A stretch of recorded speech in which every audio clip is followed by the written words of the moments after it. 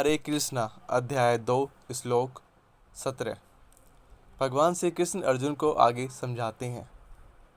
जो सारे शरीर में व्याप्त है उसे ही तुम अविनाशी समझो। उस अव्यय आत्मा को नष्ट करने में कोई भी समर्थ नहीं है। भगवान श्री कृष्ण अर्जुन को बताते हैं कि जो तुम्हारे शरीर में आत्मा विराजमान है, स्थित है, उसे ही तुम अविनाशी समझो। किसी में भी इतनी ताकत नहीं है कि कोई उसको नष्ट कर पाए।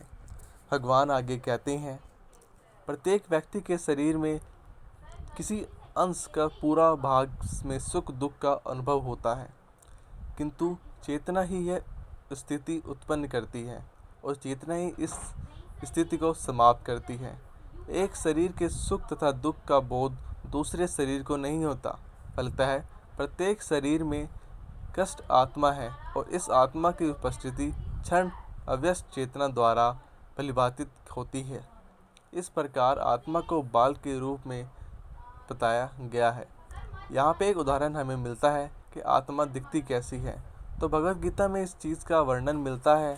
तो यह कहा जाता है कि यदि एक बाल, हमारे जो सिर का बाल होता है, यदि हम अपने सिर के एक बाल को ले लें, बस एक बाल की बात यहाँ पे की जा रही है, हम अपने सिर के एक बाल को ले लें और उस एक बाल के 100 हिस्से कर दें और 100 हिस्से करने के बाद उस 100 हिस्से में से एक हिस्सा लें और फिर उस 100 हिस्से में से एक हिस्सा लेने के बाद उस एक हिस्से के हम 100 हिस्से करें और जो शेष भाग बचेगा वो आत्मा का परमाम होगा।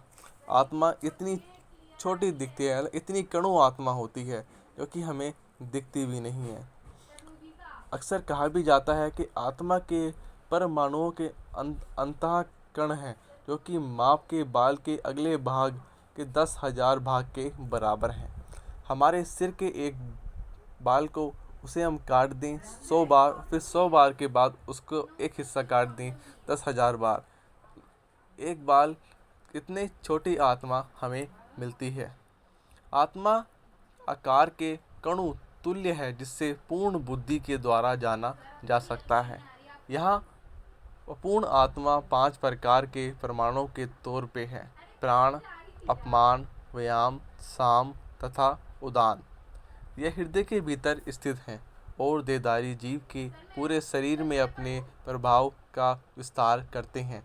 जब आत्मा को 5 वायुओं के कलम से शुद्ध कर दिया जाता है तो इसका आध्यात्मिक प्रकट होता है। हठ योग का प्रयोजन विधि उठानों द्वारा इन 5 प्रकारों के प्राणों के निरंतर करना है, जो आत्मा को घेरे हुए है। यह लोग किसी भौतिक लाभ के लिए नहीं, अपूर्ति भौतिक अवकाश के संबंध से अणुप आत्मा की मुक्ति के लिए की जाती है।